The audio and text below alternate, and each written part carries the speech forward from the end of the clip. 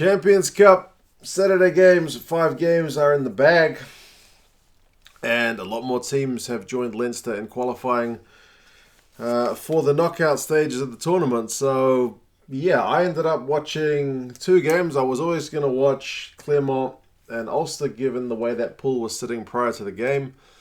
And I was kind of torn as to which of the other games I should watch, and I'm kind of thankful that I ended up picking Glasgow up against Exeter because that was a bit of a cracker. But I've seen the highlights of all the other games as well, so you guys can fill me in on the gaps, on the bits that I've missed. The first one, Ospreys up against Saracens, 15 points to 22. I guess the key point in this game is the fact that Rhys Carey got red carded on about 5 minutes.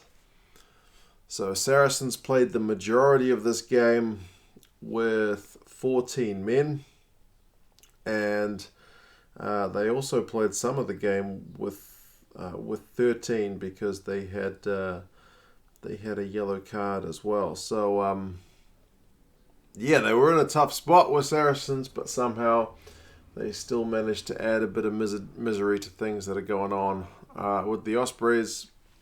So they ended up getting the win. It's probably not the bonus point win that they would have been looking for, but again, when you get a red card within 5 minutes, you'll take a win to keep your European chances alive. Started with a Saracens penalty 3-0, then Carey's kind of shoulder to the head got the red card. Ospreys evened the penalty up on 14, we made it 3-3.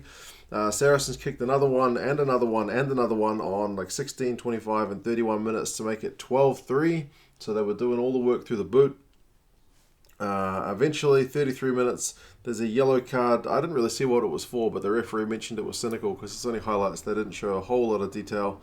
That made it 15-13, and Dan Evans went over for a try on 34 minutes. Yeah, it was a try. It was a pass from Price in the build-up, which was a nice little pass that he could have stuffed it up, but he didn't. And yeah, Dan Evans went over. That made it 10 points to 12. The yellow card 7-0. Price misses a penalty. Not that hard a one from what I could see during the yellow card. And that's what it goes into at halftime, 12-10 in Saracens' favour. But the second half, before the yellow card period is done, Evans gets a try out wide. Again, it's Price's big loopy pass over, so he's connected with both of Dan Evans' try. They do miss the conversion, but that puts Ospreys in front. 15 points to 12. Lewington, though, gets a try on 51. Ospreys will not like to look back at that one, but it was a thing of beauty if you're a Saracens fan, kind of a training ground move, just a box kick, and Lewington just takes it clean. And yeah, he just canters over the line. So clean take, he's through. 19 points to 15 at that point. They kick another penalty to Saracens to make it 22-15. And that's how it finished. So, to be fair, Saracens even had a couple of other chances where they, like one point, Manu Vunipola juggled and could have gone through but didn't. So, it seems like they potentially could have scored more tries.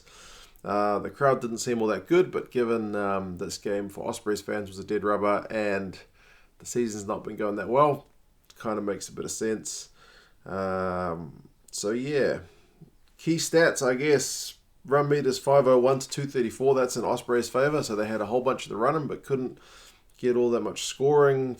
Possession 59-41 for Ospreys, 58-22 the territory, also in Ospreys' favour. Tackling percentage 88 to 82, again in Ospreys' favour. Saracens had to make 131 to Ospreys' 88 tackles. Ospreys did concede more penalties though, 11-8. And I guess if you look at that score, those 5 penalties kicked by Saracens are a key factor in this win. Individual stats. Luke Morgan, man, 169 run meters. 4 clean breaks and 11 defenders beaten. Didn't manage to get on the scoreboard. Lewington was the best for Saracens with 38, and that was that clean break. So, yeah, it's a funny one. Manu Vunipola had 4 defenders beaten, which was a pretty good effort. But, yeah, disappointing one from Ospreys, man. Extra man for most of the game at home.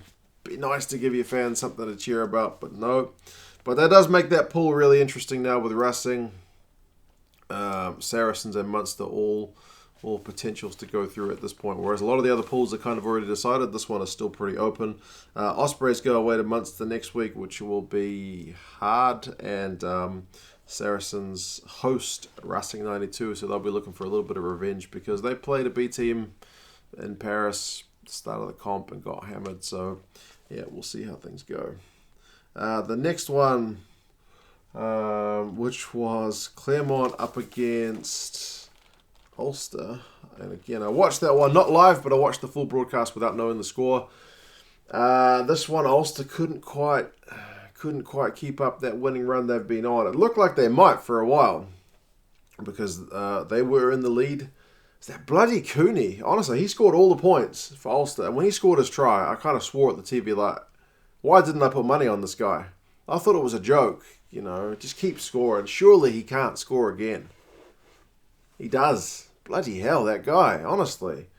I saw, I think, on Twitter that one of the Ulster players said he was going to give money for the Australian bushfire thing for every try he scored, and they said Cooney should do it, but he'll be broke if he keeps doing that, honestly. Anyway, the result itself didn't go Ulster's way, 29 points to 13. Ulster get a penalty early. They really came out of the blocks flying.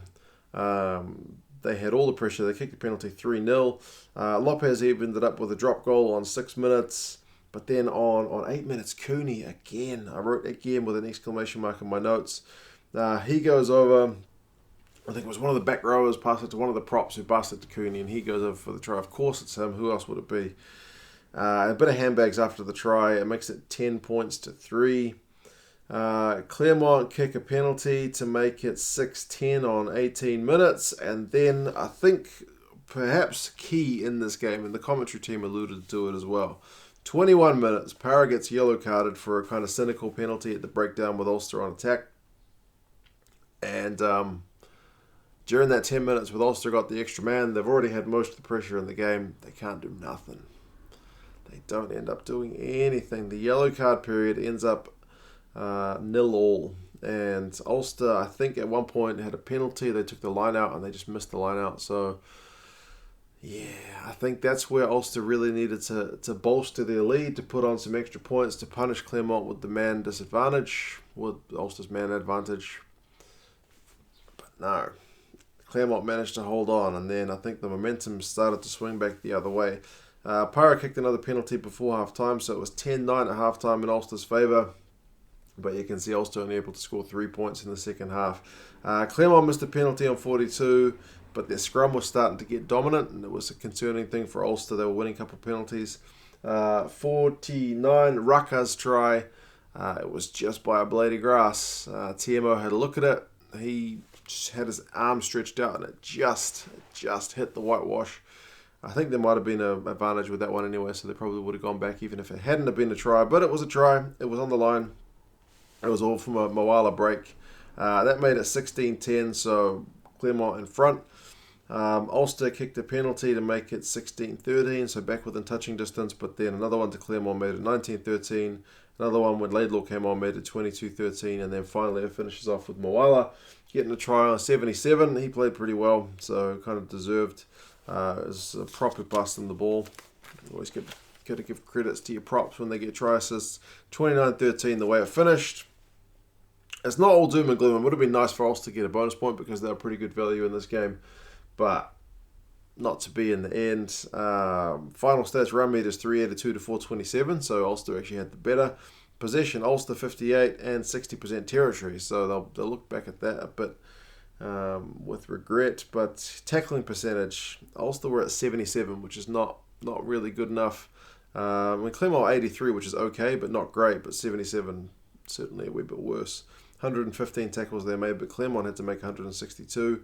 Penalties conceded also, Ulster 13 to Clermont 7. So they started off kind of on the right side of the referee, and you can hear the crowd kind of really baying for blood, but by full time the penalty count had really turned around. So Moala 94 run meters, 7 defenders beaten, pretty good effort. Marcel Coetzee was on fire for Ulster. He was their top run meter guy with 70, and also the top tackler with 13 from 13. 5 defenders beaten, but he did concede 2 penalties, so he is in that kind of role where he's going to concede penalties from time to time. But anyway, Ulster still alive on 17 points, so we'll see what happens in that final round. Clermont have qualified now, so they'll be looking to go through as top qualifier from the pool. Clermont are away to Harlequins and Ulster at home to Bath, so both sides will be looking to pick up final wins to really put themselves as well through as they can for the end of the pool stages. The next one, Connacht against Toulouse. Again, I watched the highlights. It looks like Connacht are out now with this result, which is kind of unfortunate. They, again, kind of like Ulster, they started this game kind of coming out of the blocks really early. They went really close, a kick ahead, kind of almost was a good chance for them, but not quite gettable. And then 11 minutes, they had a big ball. They got a penalty try from it, made it 7-0. And Tikori gets yellow carded. And again, kind of like Ulster, not taking advantage of that yellow card. Connacht get a yellow card of their own during that yellow card period. About 5 minutes into the Tikori's yellow card, Fainga gets a yellow card for a high tackle. So it's 14 on 14. And during that period, when it's still 14 on 14, Kaino gets his try. It was touch and go. It didn't look that convincing when you looked at the replay, but it's one of those ones where the referee made an on-field decision and he said try. So unless there was something compelling to say it wasn't going to be a try, they were going to give it. Sure enough, they gave it. So that made it 7 apiece. 25 minutes. There was a charge down for Toulouse, but they kind of blew the chance to score a try there. And charge downs became a bit of a thing for Connacht. They were getting charged down a wee bit. At that point, the yellow cards were over. And then Marchand gets a try for Toulouse on about 38 minutes. It's a big maul. It's about 8 metres out, and it just kind of powers over. Connacht unable to stop that big mass of bodies, and it goes in 14-7 at half time. So still game on. And there's only one try to be scored in the second half. There's another charge down. It's on like 44, 45 minutes. And Aki is the one who regathers it. Dupont's the guy who charged it down 21-7. So that's the final scoring for the game. I guess there was a bit of a flurry of activity at the end because Huget got yellow carded for putting a guy beyond the horizontal. He didn't dump him into the ground, but he kind of had him lifted up with his head towards the ground, his shoulder on the ground. And then Holmes got a red card for a high tackle right at the end. So the last few minutes, I think last 6-7 minutes was 15 on 13. But Connacht unable to get any points during that period. It kind of finished with a knock on, which is, I guess, indicative of the way just things went. Stats, run meters, 311 to 305, so pretty even. Toulouse had more possession and territory, 58 and 59%, although they did concede more penalties, 14 to Connacht's 8. Tackling percentage, both sides will be pretty happy. 89 for Connacht, 91 for Toulouse, but man, did Connacht have to make a lot of tackles, 176, so I guess that goes with all Toulouse's possession. If you look at the individuals, Thorbury had 25 out of 25 tackles, which is pretty phenomenal. And alongside his try, kind of had 10 from 10, which is a good effort from the old boy. And yeah, that's it. So Toulouse are qualified. Connacht, that's them done. Still one game to go. They've got Montpellier away next week, which is the two bottom teams in the pool. So there won't be much doing with that game. But I guess, you still play for pride, for momentum, and shift the squad up, give some guys some experience. And Toulouse will be at home to Gloucester. And Gloucester's game will be a big one, but I'll get to that in just a second. The other game which I watched was Glasgow against Exeter. I don't know why I picked it. I just thought both sides have got something to play for. Exeter are not all but confirmed, but hadn't confirmed their spot. And Glasgow still had a lot to fight for in terms of getting a spot. Man, how bad does that result against La Rochelle look now? Because if they can get a draw against Exeter, damn, if they'd gotten a win against La Rochelle, they would have been sitting pretty, but not quite. Another side that came out of the blocks fast, it was Glasgow early. Seymour, chip and chase. He gets the try. Made it 7-0. I thought Hogg kind of slid into him. He was never going to get near him, and some refs have been yellow carding that kind of stuff these days. Like, if you're not going to get near him, don't slide into him. Thought that was a bit of I would say a dick move from Hogg, but I guess nothing came of it. But yeah, just don't do that stuff. If the guy's going to score, just let him score, man. You're not going to get near him. But anyway, so 7-0. Exeter kicked a penalty a few minutes later, made it 7-3. But then Hugh Jones went over from attack, a nice Glasgow attack. He kind of dummied, straightened, and just went over for the try. So 14-3 early. It's looking pretty good for Glasgow. But then I guess one of the moments they're really going to rue is the try to Nick White, because the rush defence was coming up on Glasgow a fair bit from Exeter. And there were a couple of times they threw passes under pressure, and I thought, oh, geez, that wasn't that far away. This one from White went to ground, and he picked it up, and he ran length, not quite length of the field, but pretty far to get a try. I thought they might have caught him because White's not that quick, but Hastings couldn't quite grab him. So yeah, he went over for a try, which was pretty unfortunate because up until that point, Glasgow had the momentum, but like I said, that Exeter defence puts that pressure on, and it causes this kind of mistake. So that puts Exeter right back in it at 14-10. Glasgow kick a penalty to make it 17-10 on about 22 minutes, but then Gibbons gets a yellow card. I think the commentators alluded to as well. He's a wee bit lucky. Elbow potentially to the head.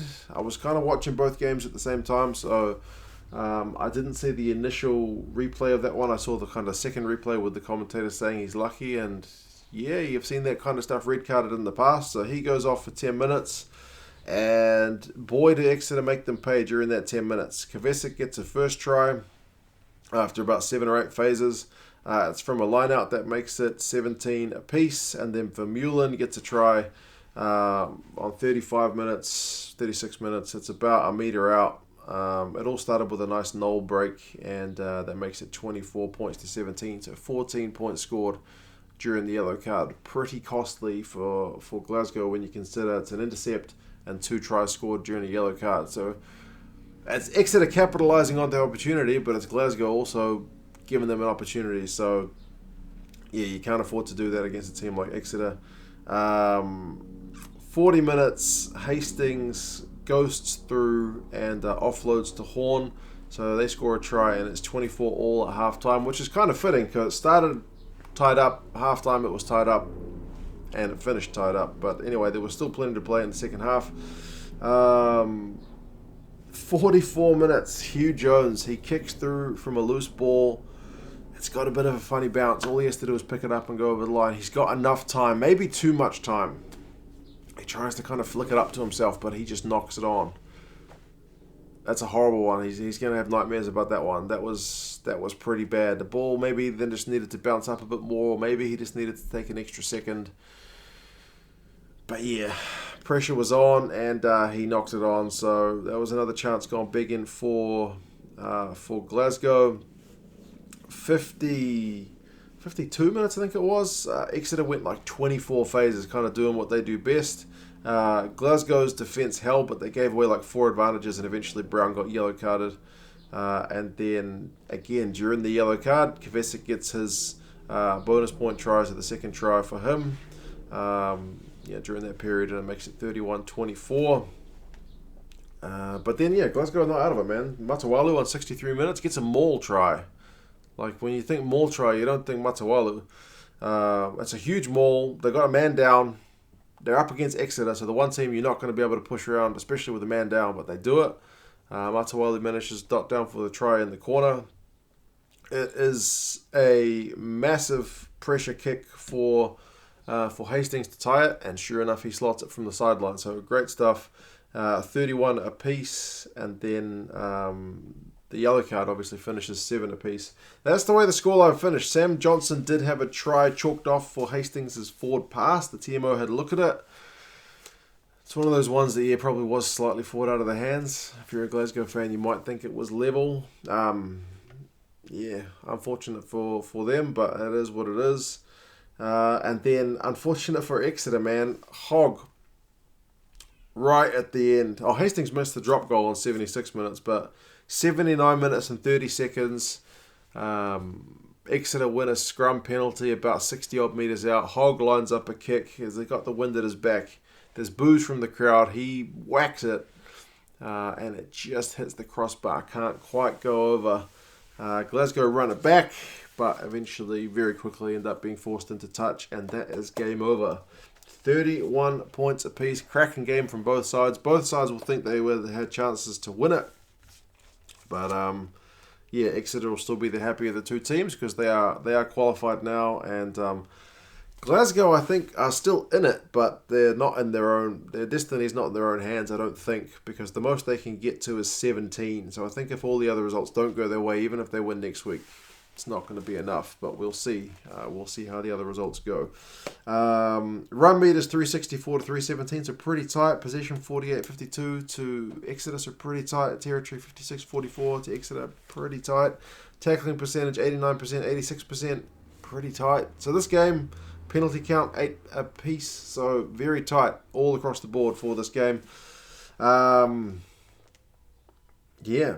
had 16 out of 17 tackles. Johnny Gray had 19 out of 20, so top defensive effort from those guys. Good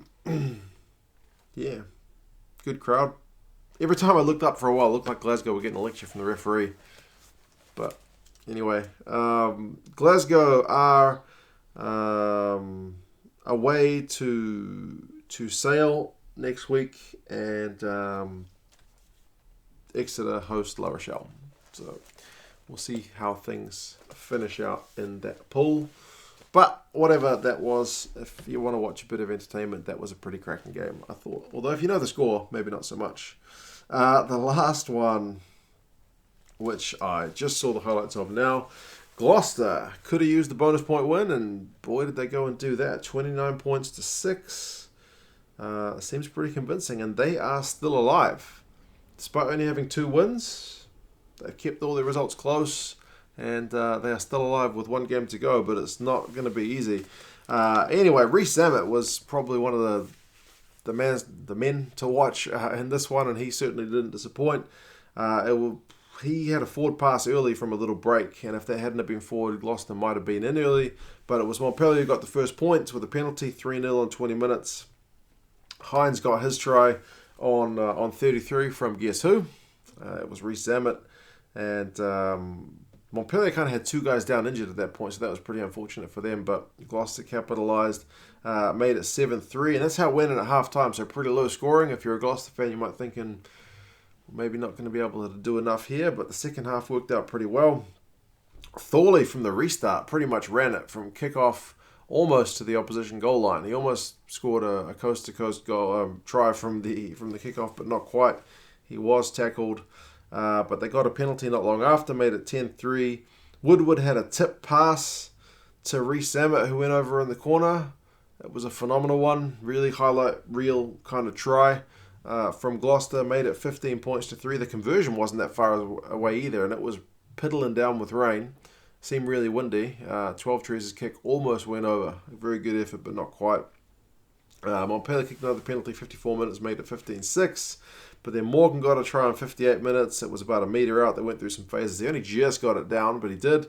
Ref was right there, 22-6. And then Willemse got a yellow card on 64 minutes when they were trying to defend the maul. They couldn't do it legally, so he gets yellow carded. Guess what Gloucester do? They opt for another maul, and that time they score a try. It's through Gleave, and that's the bonus point try. You can see what it meant to the Gloucester guys. They were pretty pumped. 29-6. That's the way it finished. No scoring at the end. So, Gloucester deserved, man. 60-40 possession, 60-34 territory, so 66-34. Run meters, 437 to 118. That's crazy. Thorley alone had more run meters than the whole Montpellier team. He had 141. Montpellier had 118. I should say Staines' first penalty was a hell of a thump. He kicked it from miles, so there wasn't like nothing went right for Montpellier. But overall, they were penalised 13 times to Gloucester's 5. They were just under the pump from what I can see from this result. Duplessis, that's Jacques Duplessis, did make 13 out of 15 tackles, which is a solid shift, but in a losing effort. Now, Montpellier, like I said, have a game home against Connacht next week, which is one with nothing to play for, but Gloucester away to Toulouse. Unbeaten Toulouse. And everything to play for Gloucester. So that'll be a hell of a game. That's probably going to be one of the must-watches for next week. But yeah, I think it's one of the last games, if not the last game. So they should know exactly what they need to do by that point. But I think it's pretty much go and get a win. But yeah, interesting set of games. This video is 25 minutes long, so I better go. You guys let me know your thoughts on the games. How do you think about the team's chances going forward? A fair few teams qualified, and still alive for those teams. But yeah, bit of fun. You guys let me know your thoughts. Talk to you again soon. See you later.